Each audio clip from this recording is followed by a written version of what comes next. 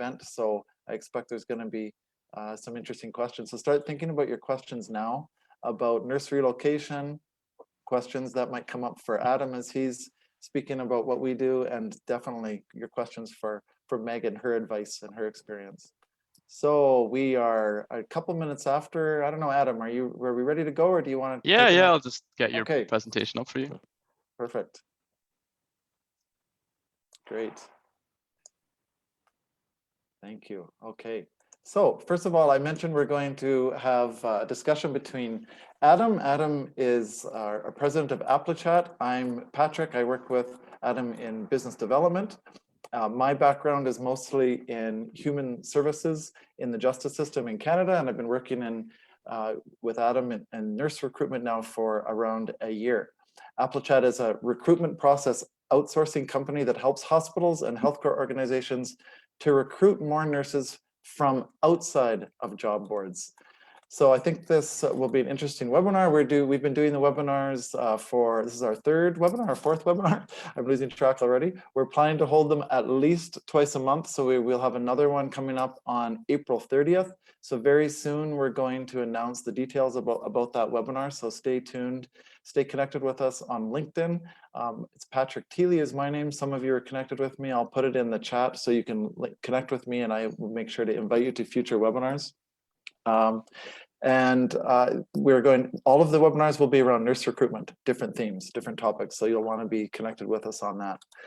So I'm going to jump right to introducing Adam, who is our founder and president of AppleChat. As I mentioned, a recruitment process outsourcing company that works to source and automatically pre-screen nurses for hospitals and assisted living facilities in North America. And all of this is at a cost of 50% of what a staffing agency would cost.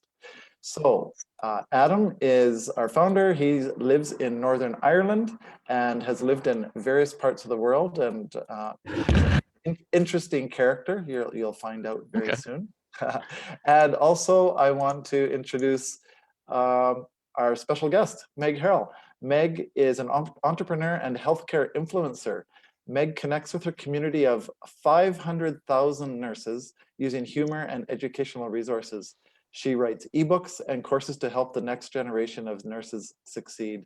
You'll be able to find Meg at nursemegrn.com or on social media at nursemegrn. So I'm going to now turn it over to Adam and Meg, and remember there will be time for questions after their discussion. So start thinking about your questions now, and you can put them to me in the chat here in the Zoom. Great, thanks so much, Patrick. Yeah, so thanks for coming, everybody. We really appreciate it. What we're going to talk about today is in two strands. So I connected with Meg a couple of months ago, and I was really interested in her insights and general thoughts around nurse recruitment. I think she's a really engaging personality. So I wanted to bring her to the talent acquisition audience, because I know a lot of you are really suffering from a limited candidate pool. It's a major problem for a lot of recruiters, and Meg has moved about in the past, and I think she can speak with a lot of insight and expertise on how you can actually attract nurses from outside of your area. After our conversation, you'll have the chance to ask Meg a few questions, and then I'm going to talk you through an example of a campaign that we did that got a decent amount of hires relocation, and I'll tell you how it works and how you can get started as well. So first of all, Meg, we want to talk about actually what makes a nurse want to move in the first place, like some of the things that would be inside them that encourage them to want to move away. Can you think of any like push factors that you have come across that would make a nurse want to relocate? Yeah, absolutely. There's so many different factors that come into play when you're trying to get a nurse to relocate. Obviously, like their stage of life is a big factor. You know, if they have kids and they need childcare, there's so many little like moving parts like that. But I think the two biggest things are money and environment. And I think obviously money is a motivator no matter what field you're in. But what keeps nurses, I think, from jumping on board right away is the anticipated environment. And they're thinking, sure, it's going to be this bonus and I'm going to make so much money, but what is the environment like? And having that unknown is something that keeps nurses from making the leap. Hmm. I guess it is hard if you haven't been somewhere, like if you haven't worked there, in any case, and if you're halfway across the state or the country, it's even harder. Is that the biggest roadblock then? The environment? Is there anything else that would come below that? I would say it's one of them. And I mean, when I say environment, I mean ratios and how many patients you're going to be taking. If you have a secretary, if you have a tech, essentially if you have help, and what the workload is going to be like. When I would get solicited over and over, and they could offer me so much money, but if I had been there before, or if I knew somebody personally who worked there, and I knew that I wasn't going to have a secretary, I was going to have to answer phones, I didn't have a tech or a nurse's aide to help, and I was going to have so much more workload, and then the ratios were very high. I was going to have to take, instead of maybe my normal 3, I was going to have to take 7 patients at a time. There's no amount of money that would get me to do that. But knowing those things ahead of time, it almost makes you connect to that environment more. And I think also connecting, if there was some way to connect directly with the nurse manager or the charge nurse or somebody on the floor to connect with the nurse, I think that just checks so many boxes mentally. It would make the nurse connect to that location faster. Okay, that's interesting. Have you, like in your community, have you found that in particular areas of the country, hospitals traditionally have a more difficult ratio? I mean, I've worked in very small cities and I've worked in big cities, like Miami and Orlando and Chicago. So sometimes it's not necessarily if it's a big city or a small city or where in the city, it's almost like where the hospital is at that stage. Some hospitals in very rural areas have great CNOs, and they're like, we're going to fight for our nurses. These are the standards for this hospital. And some other hospitals maybe favor, the surgeons, and let's just please the surgeons, and everybody else will kind of will just get by. So I don't know if it's necessarily regional, but every hospital functions a little bit differently because there aren't necessarily national standards that are super clear on how many patients, or if you have a nurse's aide or tech or secretary. But even just knowing more about the potential environment will tip the scale for a nurse to say, all right, it's worth picking up and leaving. It's worth the money. Yeah. Well, I'd really like to get into kind of your experience then. Could you talk us through, you said you've worked in a few locations, could you talk us through what pushed you to make your first move? Sure. I think, like I said earlier, life stage is a big factor.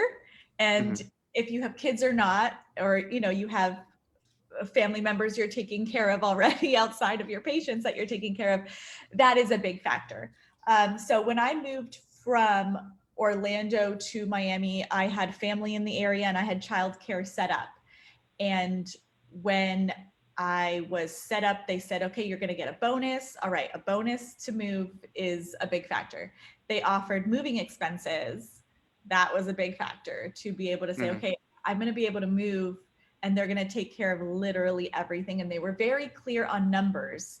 They wouldn't just say, you will get a bonus or it'll be around 5,000. They were so clear on exact numbers and promises. And those exact numbers were in everything that we talked about and they signed, and the numbers never changed. I felt very confident in saying, okay, this isn't going to change. I feel confident in the person that I'm communicating with. And there was not over communication. That was a big turnoff. With other companies that had tried to recruit me, the constant emails, the constant phone calls, the constant text messages, I just ignored them. I just blocked them. It was too much. It was like a very key phrase that some of the nurses will say is sometimes nursing recruiters are worse than ex-boyfriends. They call you every day and text you every day. So always keep that in mind. It's such a turnoff.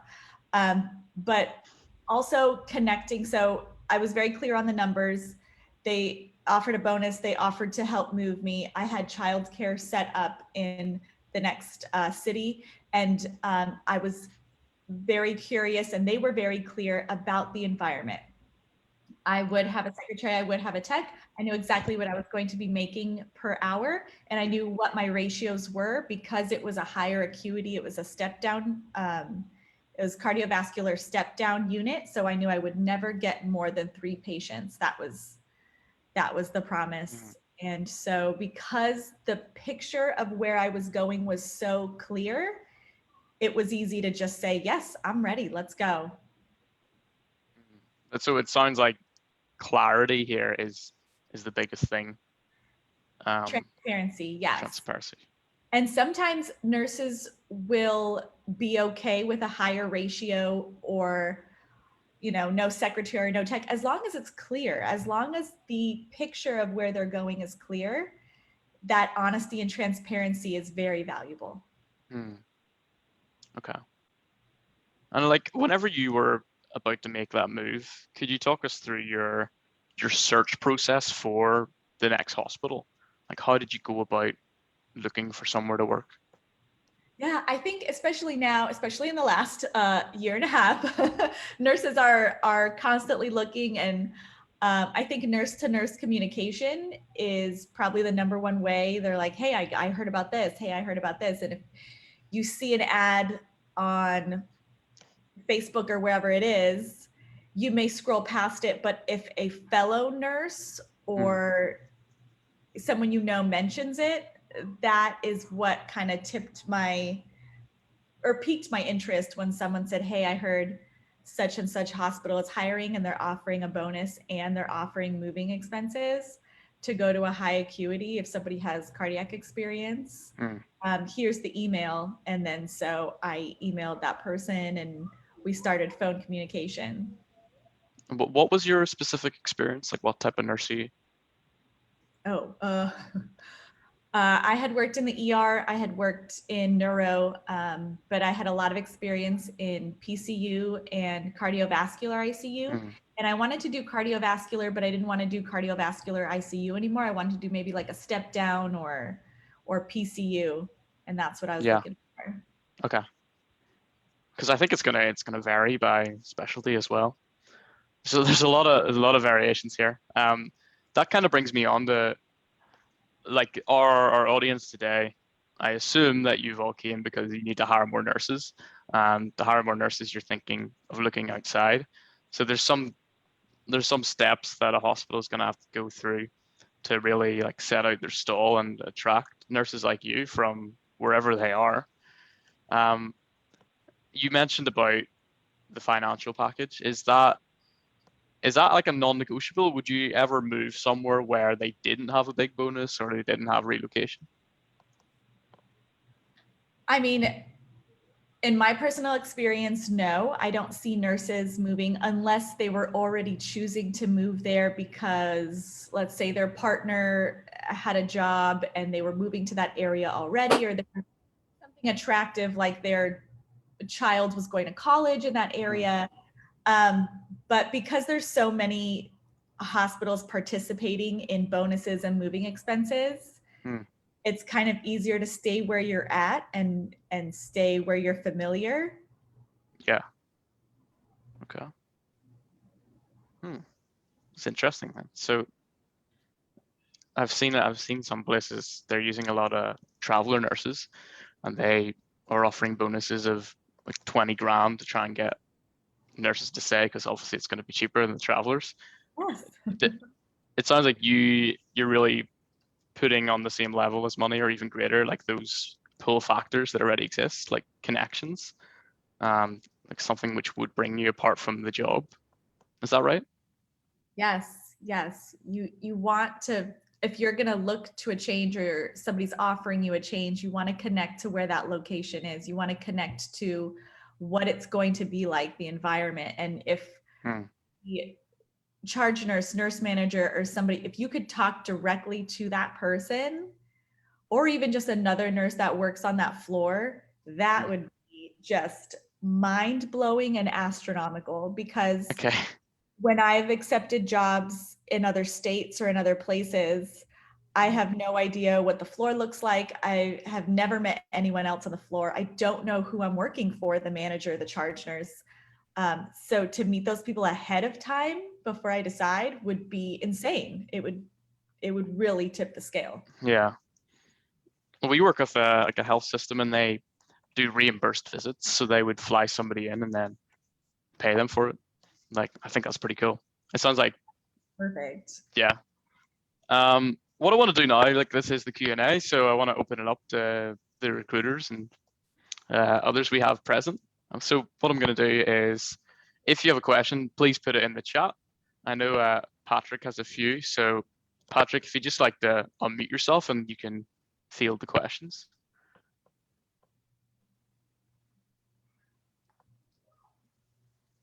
Okay, can you hear me? Yeah. Great. Okay, good. Thank you. So I just wanted to comment on that last point, Adam, that you made about the hospital system we work with that reimburses visits. I just was on the phone with a nurse candidate for that hospital system this morning, and she closed the call. I booked her an appointment with the recruiter, and she closed the call by saying that this is so amazing to her that she's going to have the chance to come visit the community, see the community. She's from a different state. She's going to get to see the community and visit the facility before she makes any commitment. So she was really fascinated by that. So that's working really well for them, as Adam said. And so that's obviously a really good example of something that works. So I have a question here. So someone is asking, how can I convince a candidate to move if I really don't have a lot of budget for the extra benefits? So we're in a kind of a tight situation. We don't have some of the benefits you talked about. What are some of the things we can do to convince a candidate to move? I think be transparent with what the environment is going to look like. Find out as much as you can about that position, that exact floor, what the environment is like, the ratio of patients, if there's a secretary, if there's a tech, because when most nurses accept these positions, they take on a bunch of money, they say, all right, I'm going to take the bonus.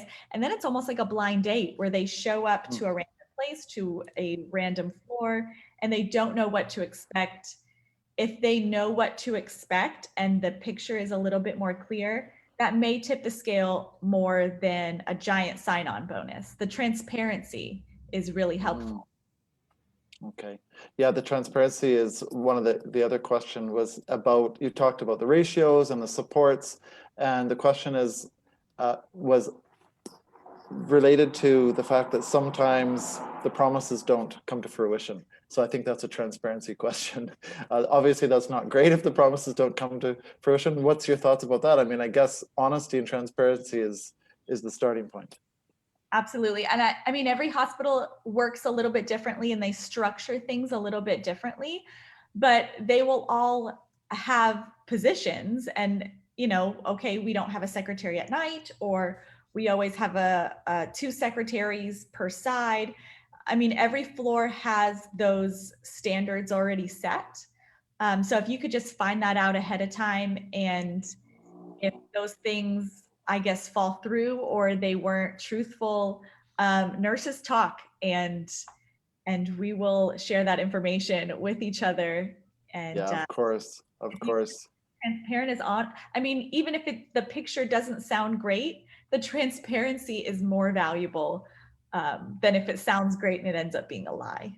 And nurses are, well, I was going to use the word suspicious, maybe skeptical, or cautious, maybe. I remember a nurse saying, so why are they recruiting like this? Why are they offering such good benefits? Like, what's the problem? Why can't they keep nurses, right? So that's an interesting thought too. Like, you don't want to raise the impression that there's a crisis, that they're walking into a crisis. Yes, and sometimes it is a crisis. Sometimes True. It's, you know, 4 nurses got pregnant at the same time and they're not coming back. You know, there's so many factors that come into play per department, or there's, you know, a management moves and they take a bunch of nurses with them. But if you can find out as much as you can and relay that information, that would be really helpful. Because sometimes it's simple things like that that aren't so scary. And if a nurse knows that ahead of time, they're like, all right, great, I'd love to fill that spot for them. Yeah, great. Okay. So Nicole, who's in the chat, is also asking, where should we advertise our opportunities, our offerings, our educational opportunities for nurses so that they will see them? You already talked about Facebook, and are there other platforms that are good to capture attention of nurses? Yeah, that's a great question. I think you just need to follow the audience and find where people at. And I think obviously we're all on social media right now. Social media marketing is where it's at. And I think video is really where the market is going. If you can get on TikTok and YouTube ads, that's going to be even better than a Facebook ad or an Instagram ad. I mean, they've shown to have a better return on investment. Having a testimonial of maybe one successful nurse saying, hey, I took a job recently, I got such and such bonus, I worked here for 6 weeks, it was great, ratios were good, I always had help, this company is super clear on what you're walking into, something simple like that. A 15-second TikTok ad, I can guarantee you that algorithm will very generously show your ad to whoever needs to see it. Oh, that's really interesting. Adam, I'm wondering if you have a perspective about that in working with hospitals, with recruiters. I have a feeling some of the recruiters are listening saying, how the heck do I do TikTok? How do I convince my workplace that we're going to do TikTok? Yeah, actually, that's what I'm going to talk about next. Oh, So- perfect. Okay, that wasn't even planned. Yeah. Okay. I have one other question, maybe before you jump to that, and we can see if Meg has thoughts about it. So actually I have 2 questions. One says, we have a lot of travelers. Do you have any ideas on convincing them to stay? So, and then the related question is, once we get nurses to relocate, how do we keep them happy? Oh, I mean, once they're there, obviously finances is a big factor, and getting them connected into where they are. So that really should be put on the hospital. You know, it really should be the CNO, the nurse manager, the charge nurse, getting them connected with other nurses, having some sort of community, something, making somebody feel like they belong. Because when you work as a traveler, you always have the mindset of don't get connected to these people, don't get too involved, I'm about to leave. And so if you want that person to stay, get them to be connected to the city, to the hospital, to the people on their floor. It's all about the human connection. And if you can get them to connect, you know, with another human being, they're more likely to stay. Okay, great. So Adam, did you want to jump into what you were going to talk about next? Yeah, sure. I just want to, again, thanks for coming, Meg. We really appreciate it. And everybody, if you want to see like a nurse on TikTok, like the sort of content that is interesting, what's your TikTok called, Meg? It's the same on all the platforms, Instagram, TikTok, YouTube. It's Nurse Meg RN. Okay, Nurse Meg RN. So just go on, look up TikTok, go on Nurse Meg RN. You'll see the sort of content that Meg's speaking about. You're gonna see there's a lot of nurses on TikTok, a lot. Oh yeah. Well, what sort of, just as like an aside, what sort of content on social media would engage nurses, and perhaps nurses who want to relocate or nurses in the local area? Like what sort of content do they respond to, apart from the testimonials, which you mentioned? Yeah, they definitely respond to a fellow nurse talking to them, because that's who we trust. And then even if it was, let's say, a quick video showing the actual hospital, showing the actual floor, like what it looks like, and then mention ratios and, you know, saying, hey, we're, let's say, in the top 10 paying hospitals in the country, like put something out there that would entice them, and then connect it with, okay, this is what my environment is going to look like. Hey, I'm interested, I'll click now. Yeah, makes so much sense. Awesome. Thanks so much, Meg. What I'm going to do now is share with everybody the steps like that we have done in the past. So we recently ran a campaign. We got 14 hires from it from out of the state. We were running this in North Carolina, and I'm just going to talk you through the steps. Just gonna sorry, mute whoever that is. I'm going to talk you all through the steps. So Meg, if you want to leave, that's fine. If you want to stay, feel free as well. So whenever we set out to do this campaign, the end goal was in mind that we need to make hires from out of the state. And if you're going to think about doing that, there's really 5 steps that we've identified that worked for us and that we would recommend that you do. And the first one really is about strategy. We got that question: how can I convince my my CNO or convince other people who are organizing budgets and making those decisions how to move forward with this? And really that's about buy-in. That's something that you really need to consider. Who do I need to speak to within my organization to actually get the buy-in for this? Because as Meg mentioned, it's pretty difficult if you're not offering some sort of benefits or relocation package. So we also find that whenever you come to that decision, there's 2 sort of strands. There's, can we do this internally, or do we need to use an outside partner to do it? So in this case, we were the outside partner working with that hospital. We have seen it done with internal teams where the marketing team go away and compose a campaign, and they advertise that across multiple platforms. Both are great options. Obviously, the in-house might be cheaper, but the outsource will have more expertise and experience in it. It's really going to come down to budget. But initially, what we've seen work best is if you can get that buy-in and then decide what you're going to offer and then who you're going to do it with. Now, when it comes to the ads, Nicole was questioning about this. We have found that for these types of ads, nurses don't really wake up one day and say, I want to move to Texas or I want to move to Florida.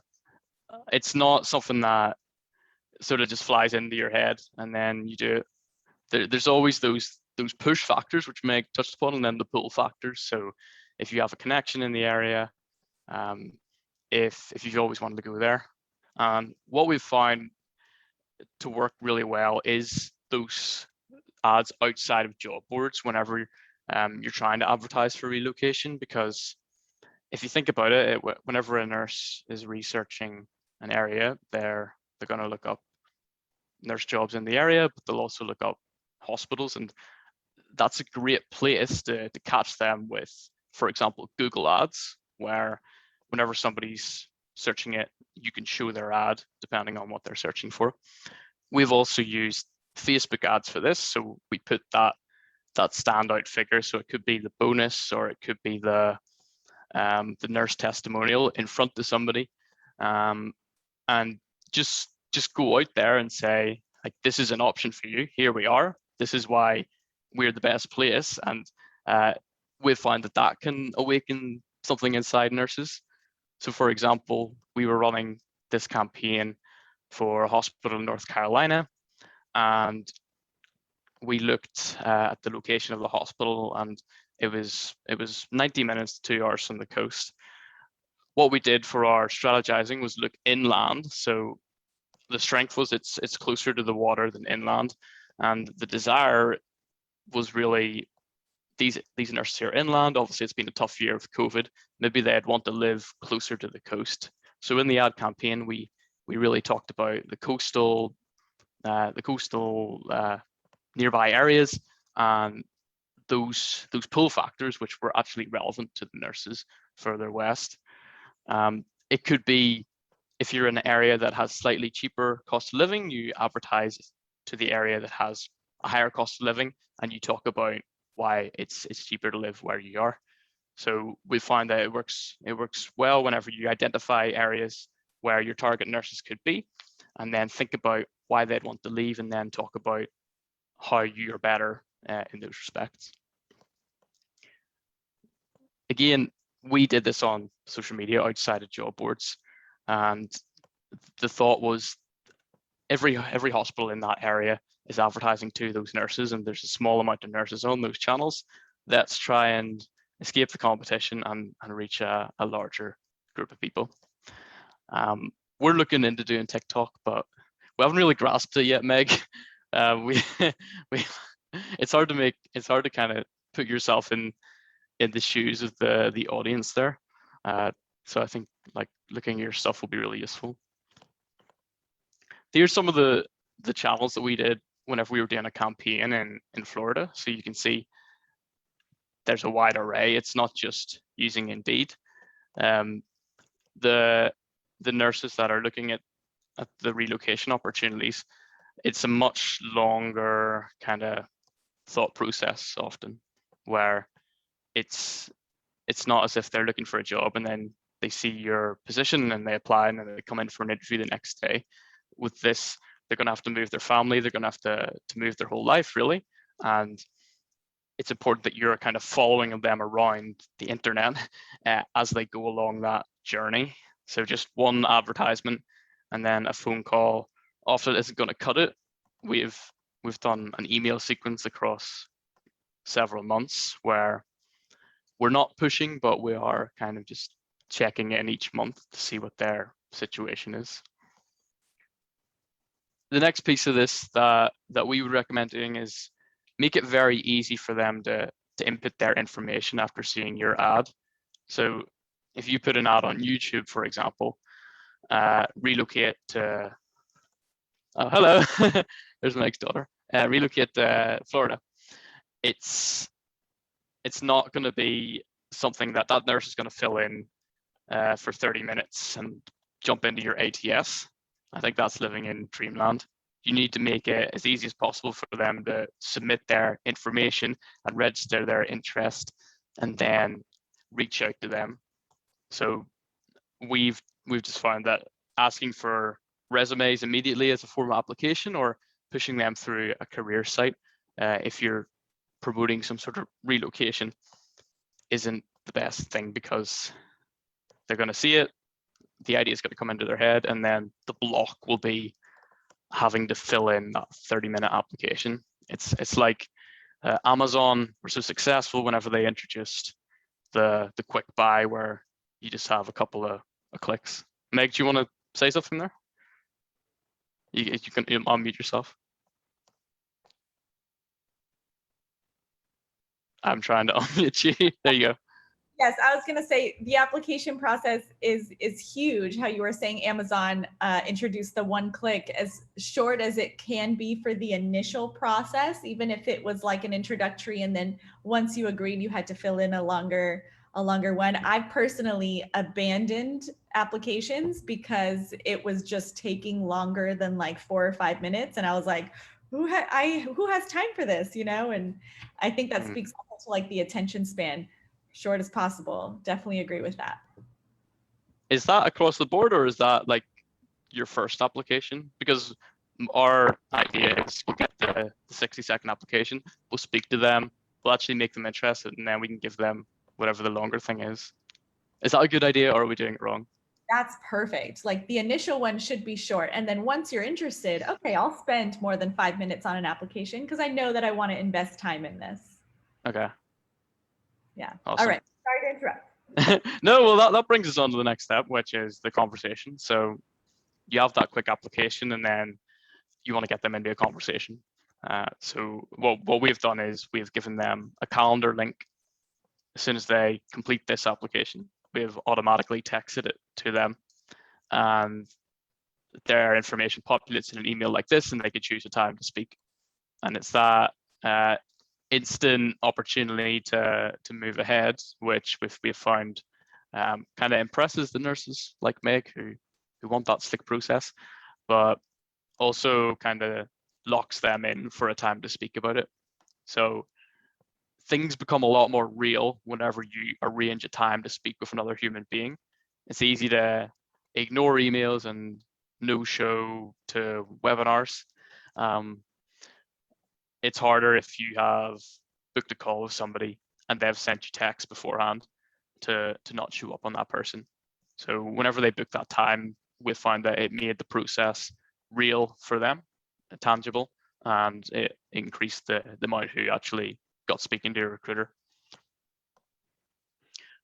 And our last part of this, which I think is often forgotten and perhaps the most important, it's the follow-up after that initial application. So it's not calling them every day until they move.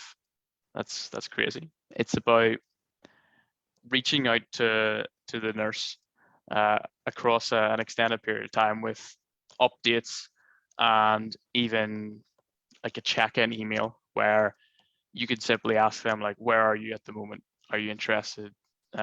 Or just showing them what's going on in the hospital, because you never know. Situations change. We've seen like nurses' kids go to college, they've got an empty nest and they want to move closer to the sea. We've seen nurses actually get kids and they want to work somewhere closer to home. Situations change, and if you can be in the mind of the person that you're trying to communicate with, you'll be the first one that they want to go to. So that's what we found. And as I said, I'm going to recap it just so you can get it in your head. I want this to be very actionable. The first part is the strategy. So think about whose buy-in do you need to get, and then what are you going to offer the nurses, and who are you going to work with? Are you going to work with your marketing team or use an external partner like us? The ads, make the ads focus on what makes you different from the location you're advertising in. What makes you better than the location that you're trying to get nurses to move from? We've found that it works really well if you're advertising outside of job boards and you're really following those nurses about while they go through the process. Let them apply in the blink of an eye, in under 60 seconds. So don't make them go through your traditional process because they're not ready to do that yet, as Mick said. Get on the phone with them as soon as possible to introduce yourself, and you can even book them in. So you can use something like Calendly. There's another site called Setmore. These are sites where you can give somebody a link and then they book into a time to speak to you. And that makes it real for the person that you're trying to get. And then finally, follow up and be persistent across a long period of time, because life situations change, especially with COVID going around. I met Patrick in Mexico. Now I'm here in Ireland. That was because of COVID. Things happen to people, and if you can continually be in the back of their mind, they're not going to forget you whenever the time comes if they're interested. So that's it. Those are the 5 steps. If you feel a little bit overwhelmed by it, I know it can be quite daunting whenever you haven't done something before. We are offering the chance to just talk through. If we can show you how at ApplyChat we've done it in the past, how it's worked for us, and then let you know if we think it could work for you. All you got to do, Patrick's going to put this link in the chat. Just click the link. You can choose a time to speak with me for 20 minutes, and I can show you a little bit more about the campaign that we have run in the past and tell you if I think it would work for you. So that option's open for you if you want to take it, and we guarantee that you'll get 45 applications in 90 days. So Patrick's put that in the chat. If you're interested, drop it in there. I'm gonna open it back up to you, Meg, if you want to have any kind of closing remarks here. Let's see. Is there anything that you'd like to add, Meg? Unmute. I want you to please remember the little secret thing that nurses say to each other, that recruiters are worse than ex-boyfriends. They will never stop texting you with, if someone expresses interest, please contact them. But if they have continually not expressed interest, maybe limit your communication and content to not daily, maybe every 2 weeks. if you want to continually solicit them or once a month. But over contact is definitely a huge turnoff. And we almost won't even listen to the great offer if we're already turned off. So just remember that and kind of look at the other side, because we are constantly being solicited, even if we're not looking. Well, like Meg, what do you do if somebody's texted you for the 10th time, like in a month? Do you block them? Do you just keep ignoring them? Like, what do you actually do? What does it look like? I block them. Okay. I do. That's just what I do. that's just yeah, brutal. Okay. Being honest, if it's Yeah. if it's almost daily, it's too much. Yeah, I think that's just a bit of a reflection on like the kind of desperation out there, because a lot of places are at a bit of a crisis point. So Cara said to you, Cara Kuhn, hi Cara, has said, what content would stand out to you in a text? What would make you not block the person? I think something short and something quick to the point. Hey, I have an opportunity in such and such place for such and such money. They told me ratios are 5-to-1. If you'd be interested, text me back. Something nice and short, not even like a paragraph. 2-3 sentences max would be great. Okay. Yeah, so Cara, straight to the point. Yeah, we've seen that as well, where some strategies work where if you just give people like 3 options, so you can say, number 1, I'm not interested. Number 2, maybe later. Number 3, let's chat. And then they can just respond back with a number, and that helps them opt in or opt out. Yeah, that's fantastic. Yeah, I've received something like that where it's kind of like text yes or no, or text this emoji for yes, text this emoji for me to never text you again. Yeah. Fantastic. Something quick and easy. Yeah. Yeah. Cool. Well, we're drawn to a close now. Hope everyone's going to send their quick and easy text after this. Maybe you'll get some people. I don't know. Thanks so much, Meg, for coming. Absolutely. Absolutely. And if you have any questions for us, you can send it to Patrick on LinkedIn, connect with him, or myself, or on Meg's site. Before you go, again, if you want to take advantage of our advice, our free advice, then the link is there. So that's it. Thanks for coming, everybody. Patrick, any closing remarks before we go?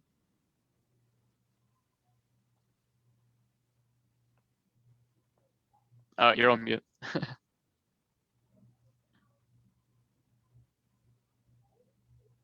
Okay, there. Sorry.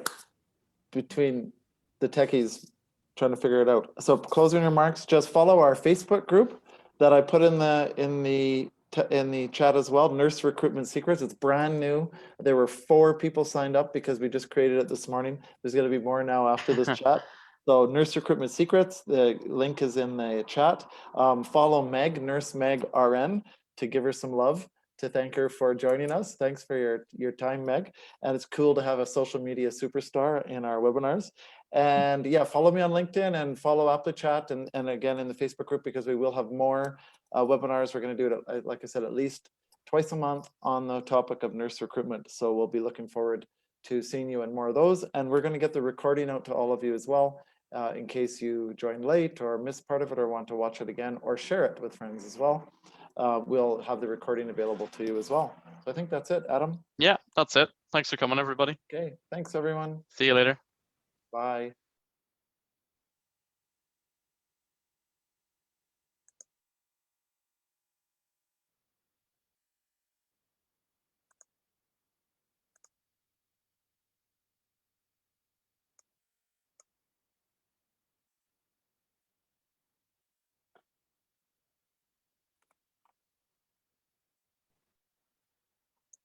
I'm just gonna